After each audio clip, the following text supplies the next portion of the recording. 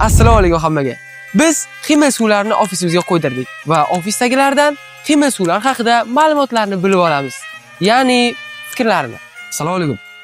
Alaykum assalom, yaxshimisizmi? Mana shu ishlayotgan ximya suvlar haqida fikringiz. Kimmerlar mana shu ofisda juda ham ko'p ishlar qilib, kaloriyalarni ishlatib tashlab, chanqab qoladi onam. Shu payt kimmerli ichaman, ham yengil. Mancha minerallari ham qog'ozida yozib qo'yilgan, muqovasida.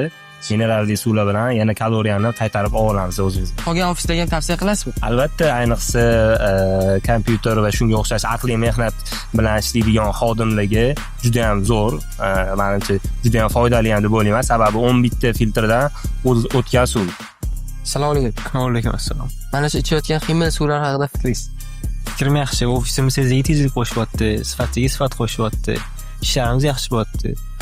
Misol uchun qolgan odamlarni ham ofislariga yoki uylariga tavsiya qilasizmi? Tavsiya qilaman, yaxshi suv. Assalomu alaykum. Assalomu alaykum. Ofisingizdagi ximya suvlar haqida fikringiz. Suv yaxshi. Bo'lsa, kofe yo damlasa ham o'shandan damlaymiz.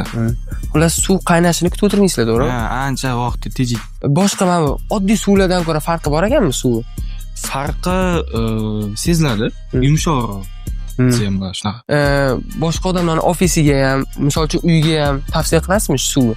Albatta, agarda sizlarda ham ofis yoki tashkilot bo'lsa, tavsiya qilamiz.